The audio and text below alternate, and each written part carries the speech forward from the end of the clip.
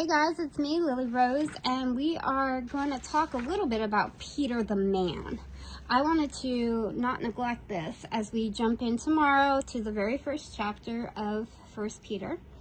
Who is this guy and where can we find him? Well, he is in the Gospels. In fact, Peter is mentioned more in the Gospels than anybody else except for Jesus, of course. Jesus spoke to Peter in the Gospels more than anybody else. And Peter speaks the most, aside from Jesus, in the Gospels. So he's a big deal throughout Matthew, Mark, Luke, and John. And somebody to take note of as you read those Gospels. And what is this man like? What is his life like? We see the start of his ministry and his first aha moments in the Gospel of Luke, chapter 5, where he is still called Simon. That was his original name, Simon. And then, of course, Jesus renames him Peter, which means rock, and tells him, I'm going to build my church on you. And the gates of hell will not, Peter, rock. But the Peter we see in the gospel is kind of like this guy who's all over the place, which is cool. But we'll get more into that.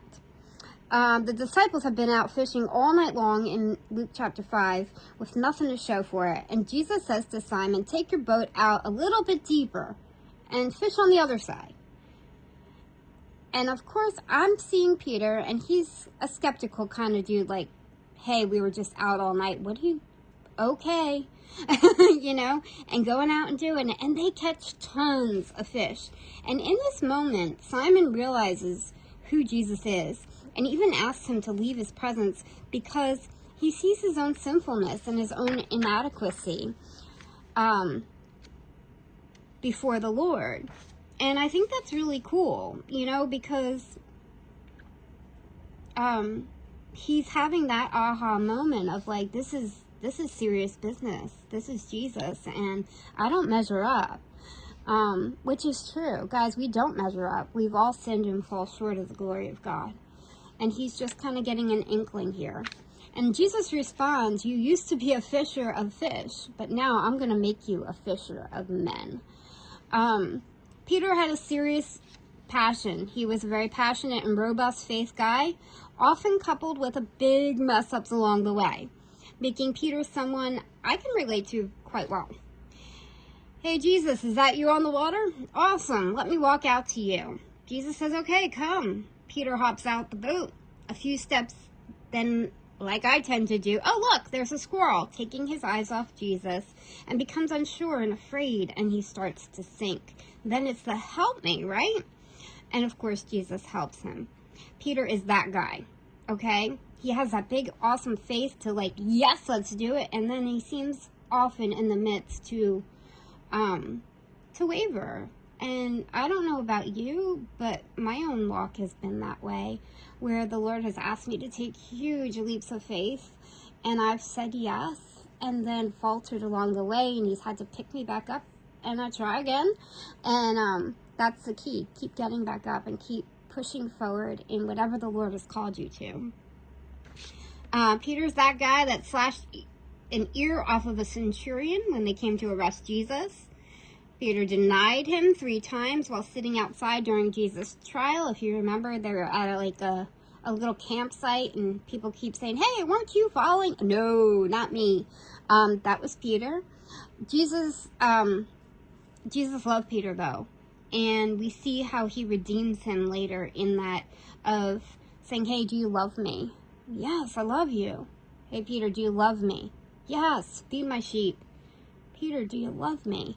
And so we see that 3 times, for the 3 times he denied, 3 times Jesus is affirming Peter and bringing restoration in him. So he's a neat guy, and you'll see if you read the Gospels, Matthew, Mark, Luke, and John, he is sprinkled throughout, and quite an interesting man in personality and in faith.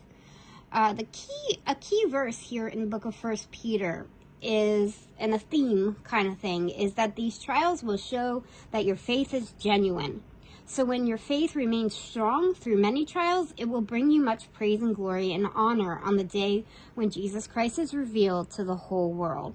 So like a key theme here is your response to trial, to pain, to whatever it is.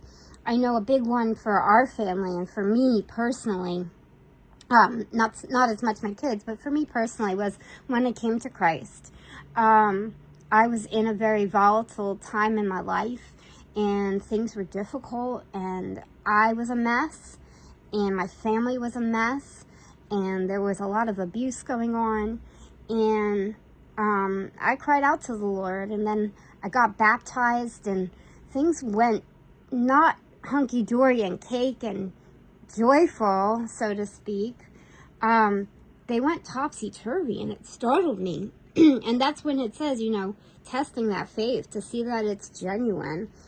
We did end up losing everything. I was asked to vacate the home with my children if I didn't choose to drop the Jesus nonsense. And that was a hard day. Did I suddenly get it right? No. I was a lot like Peter, who took 2 steps forward and then did something stupid, and 2 more steps forward and then did something stupid. It was a journey, and it's been a journey. It continues to be a journey. But the point is that we don't give up, and we keep pressing forward and growing in our faith. So do I make those same mistakes now? No. God has grown me in those trials, and as I've submitted to Him and repented to Him when I mess up and said, hey, I don't want to do that. Can you help me not do that? Because I know it doesn't please you, and it definitely doesn't help me. And He does. He's faithful. The Lord, if you knew me back in 2014 to now, you would say, wow, that is not the same girl. Because the Lord has done amazing change and growth in my life. And I'm so thankful to Him for that. I'm so grateful for the grace and the mercy, and we'll see that in 1st and 2nd Peter 2, God's grace and His mercy as we continue to lean into Him and submit to Him and trust Him and believe Him, even when it seems like we shouldn't, right? We'll see His grace in our life and His mercy in our lives. So hang in there, guys. It's going to be a wild ride, and I love y'all.